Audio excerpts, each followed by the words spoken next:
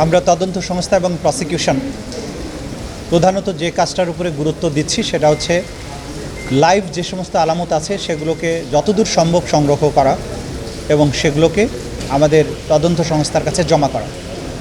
তারই অংশ হিসাবে আমরা সিএমএইচে কম্বাইন্ড মিলিটারি হসপিটাল, যেটা আজকে ঢাকায়, সেটাতে আমরা গিয়েছিলাম। আমরা সেখানে গিয়ে দেখলাম টোটাল 1227 জন রোগী সেখানে চিকিৎসা নিয়েছেন। সার্জারি হয়েছে 341 জনের এবং এখন পর্যন্ত আজকে পর্যন্ত সেখানে রোগী ভর্তি আছে 132 জন। এখানে ক্রিটিক্যাল রোগীগুলো গিয়েছেন, তাদের অনেকেরই মেরুদণ্ডে গুলি লেগেছে, বুকে গুলি লেগেছে, মাথায় গুলি লেগেছে। খুব ইন্টারেস্টিং একটা তথ্য আমরা পেয়েছি আজকে। একজন রোগীর পিঠ থেকে যে গুলিটা অপসারণ করা হয়েছে সেটা একটা বড় বুলেট, যেটা ছবি আমার কাছে আছে, আমরা আপনাকে দেখাবো, যে একটা সামরিক বাহিনী যে বন্দুক ব্যবহার করে সেই বন্দুকের গুলি সেখানে পাওয়া গিয়েছে। আমরা হসপিটালের কর্তৃপক্ষের সাথে কথা বলেছি, তাদের কাছে বলেছি যে প্রথম থেকে শেষ পর্যন্ত যত রোগী তাদের কাছে এসেছেন, যারা চিকিৎসা নিয়েছেন, যারা মারা গিয়েছেন এবং যারা এখনও চিকিৎসাধীন আছেন, যারা চিকিৎসা নিয়ে চলে গেছেন, প্রত্যেকের সমস্ত ডাটা, তথ্য, তাদের কী ধরনের চিকিৎসা দেওয়া হয়েছে সেগুলো এবং তাদের চিকিৎসার প্রমাণপত্র, যে সমস্ত গুলি বের করা হয়েছে অপারেশন করে সেই সমস্ত গুলি আলামত হিসাবে এগুলো আমরা চেয়েছি। এগুলো আজকে যেহেতু আমাদের ফুল সুইং তদন্ত সংস্থা সেখানে যেতে পারেননি, পরবর্তী সময়ে তারা গিয়ে এই আলামতগুলো সংরক্ষণ করে নিয়ে আসবেন, সিজ করে নিয়ে আসবেন। সিএমএইচ কর্তৃপক্ষ আমাদের সাথে সর্বাত্মক সহযোগিতা করছেন, ভবিষ্যতেও তারা করবেন, এটা আশ্বস্ত করেছেন।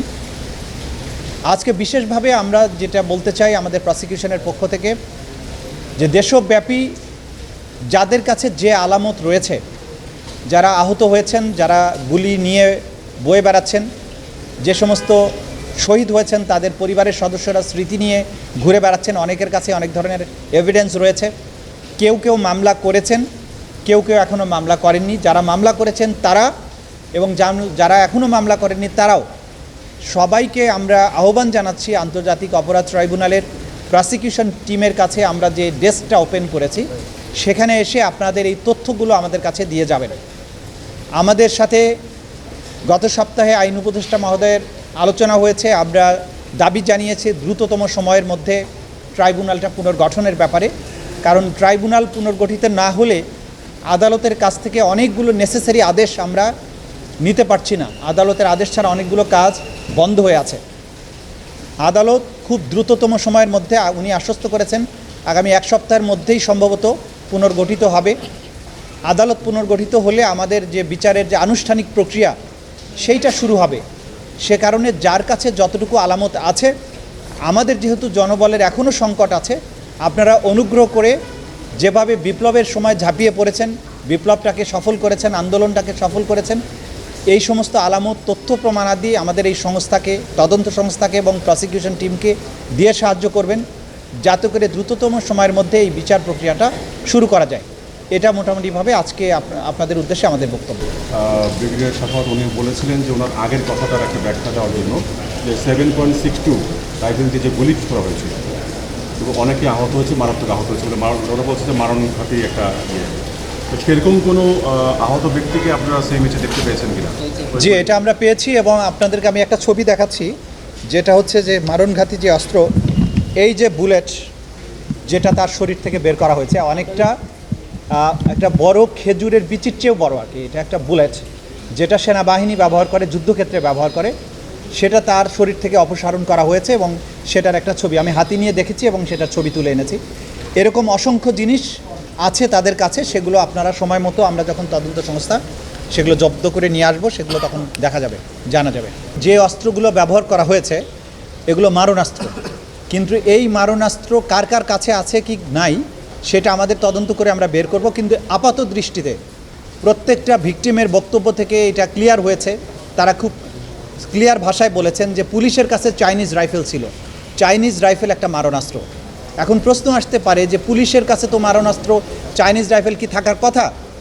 হ্যাঁ, ছিল পুলিশের কাছে। এইটা যাওয়া উচিত ছিল কি ছিল না সেই প্রশ্ন তো সরকার সেটার জবাব দেবেন, কিন্তু বাস্তবতা হচ্ছে তাদের কাছে চাইনিজ রাইফেল ছিল।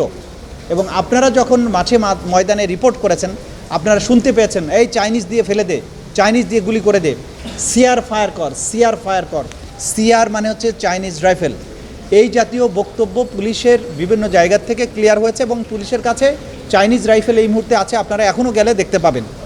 কিন্তু পুলিশকে চাইনিজ রাইফেল দেওয়ার যে সিদ্ধান্ত কতদিন আগে হয়েছিল এবং কে সেটা প্রথম দিয়েছিল সেটা বের করার বিষয় আছে, কিন্তু বাস্তবতা হচ্ছে তাদের কাছে চাইনিজ রাইফেল আছে এবং তারা সেটা এই ছাত্র জনতার অভ্যুত্থান দমনের সময় মানবতা বিরোধী যে অপরাধ তারা সংগঠিত করেছেন সেই সময় এই অস্ত্রের ব্যবহার হয়েছে, যার প্রমাণ আমরা আহতদের দেহে, তারপরে অপারেশন থিয়েটার থেকে বের করা বুলেটে এবং অন্যান্য যে সমস্ত প্রমাণাদি আছে, আহতের ধরন, তারপরে নিহতদের যা শরীরে যা কিছু চিহ্ন আছে সব কিছু থেকে এটা নিশ্চিত হওয়া গেছে। তদন্ত সংস্থার প্রাক্তন যারা ছিলেন তাদের মধ্যে 6 জন মাত্র তদন্তকারী কর্মকর্তা এখন ফাংশন করছেন। অনেক বেশি তদন্তকারী কর্মকর্তা দরকার।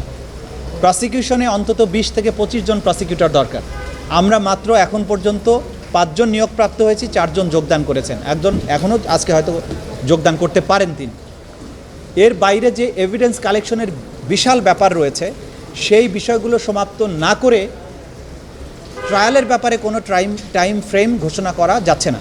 এটা টু আর্লি, এটা এই ব্যাপারে মন্তব্য করার জন্য। সময় হলে আমরা আপনাদেরকে একটা গাইডলাইন দিতে পারবো। আর্থিক অপরাধ ট্রাইব্যুনাল আইন অনুযায়ী ঢাকাই শুধুমাত্র থাকবে। দেশব্যাপী যে সমস্ত অপরাধ হয়েছে যেগুলো ক্রাইমস এগেনস্ট হিউম্যানিটি, মানবতা বিরোধী অপরাধ, সেগুলোর বিচার শুধুমাত্র আন্তর্জাতিক অপরাধ ট্রাইব্যুনালেই হবে। কিন্তু সেই আন্তর্জাতিক অপরাধ ট্রাইব্যুনাল গঠনের আগে কোনো থানায় বা কোনো ম্যাজিস্ট্রেট কোর্টে যদি কোনো মামলা হয়ে থাকে সেই মামলাগুলো তদন্তকালে এগুলো আমরা একটা প্রজ্ঞাপনের মাধ্যমে আন্তর্জাতিক অপরাধ ট্রাইব্যুনালের কাছে নিয়ে আসব এবং সেই তদন্তটা মূলত করবেন আমাদের তদন্ত সংস্থা, করে সেই মামলাগুলোর সমস্ত তথ্য প্রমাণাদি বিশ্লেষণ করে আন্তর্জাতিক অপরাধ ট্রাইব্যুনালের কাছে আমরা সেটাকে যথার্থ মামলা আকারে উপস্থাপন করব। সেই ক্ষেত্রে মামলা কয়টা হবে সেই বিষয়টা পরবর্তী সময়ে সিদ্ধান্ত নিয়ে আমরা জানাবো। আরেকজনে আরেকটা প্রশ্ন করেছিলেন যে পুলিশের বিচার আলাদা হবে কিনা, মন্ত্রীদের বিচার আলাদা হবে কিনা। না, আমরা দেখছি অপরাধকে, যে একটা অপরাধ যখন সংগঠিত হলো সেই অপরাধটা প্রথম মানে গ্রাউন্ডে যিনি করলেন শুরু করে পেছন থেকে কমান্ড করে করে করে করে কোথায় সিদ্ধান্ত হলো, কার হুকুমে হলো, কিভাবে এটা বাস্তবায়িত হলো, এই পুরো জিনিসটার তদন্ত করে সেটাকে বিচারের আওতায় নিয়ে আসবো। সুতরাং এর মধ্যে কারা পড়ছে সেটা আমাদের দেখার বিষয় না, কিন্তু একটা অপরাধের সংগঠিত হওয়ার সামনে পেছনে সব কিছু মিলিয়ে যারা আছেন তাদের মিলিয়ে একটা বিচার হবে। এটা হচ্ছে আপাতত দৃষ্টিতে আইনের দৃষ্টিতে যে ব্যাখ্যা সেটা আপনাদের জন্য। পুলিশের ভেতরের আভ্যন্তরীণ বিষয় নিয়ে তারা কি বলছেন এগুলো আমরা বিবেচনায় নিচ্ছি না। আন্তর্জাতিক অপরাধ ট্রাইব্যুনালের আইন একটা বিশ্বসাহিত আইন এবং এইখানে অপরাধ সংগঠিত হলে সেই অপরাধের তদন্ত করার একটা নিজস্ব ধরন আছে এবং এই অপরাধে যারাই সম্পৃক্ত থাকবে তাদেরকেই আইনের আওতায় আনা হবে। সুতরাং পুলিশের সার্কুলার দিয়ে তারা তাদের আভ্যন্তরীণ ডিসিপ্লিনের ব্যাপারে অথবা পুলিশের নিজের মামলা করার ব্যাপারে সেই ব্যাপারে তাদের গাইডলাইন থাকতে পারে, সেটা ভিন্ন জিনিস। কিন্তু আন্তর্জাতিক অপরাধ ট্রাইব্যুনালের কার্যক্রম সেই ধরনের কোনো সার্কুলারের কারণে প্রভাবিত হবে না। কোনো আইনের কোনো কনফ্লিক্ট করবে না। আন্তর্জাতিক অপরাধ ট্রাইব্যুনাল আইন এটা বিশেষ আইন। এই আইনের অপরাধে আপনারা যদি আইনটা কেউ কখনো পড়ে থাকেন বুঝবেন যে এই আইনের মধ্যে যদি কোনো অপরাধ হয়, ক্রাইমস এগেনস্ট হিউম্যানিটি হয়, মূলত এই অপরাধগুলোর মধ্যে আর্মড অ্যান্ড অক্সিলিয়ারি ফোর্সেস এই কথাগুলো বলা হয়েছে। সুতরাং যত বাহিনী আছে তাদের যে কেউ যদি কোনো অপরাধ করে এবং এইটার সাথে কোনো রাষ্ট্রীয় যত প্রশাসন যন্ত্র আছে, ক্যাবিনেট আছে, প্রাইম মিনিস্টার আছে, পরবর্তী লেভেলের যত কিছু আছে, রাষ্ট্র কাঠামোর যে কমান্ড স্ট্রাকচার আছে, প্রত্যেককেই এই আইনের অধীনে বিচারে আসতে হবে।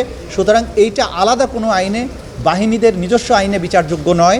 ক্রাইমস এগেনস্ট হিউম্যানিটির বিচার কেবলমাত্র আন্তর্জাতিক অপরাধ ট্রাইব্যুনালেই হবে। আলোচনা চলছে, অনেকগুলো বিষয় নিয়ে আলোচনা হচ্ছে। যথাযথ বিষয়ে আমরা পরামর্শ দিয়েছি এবং যথাযথ সিদ্ধান্ত সময় মতো আপনারা দেখতে পাবেন।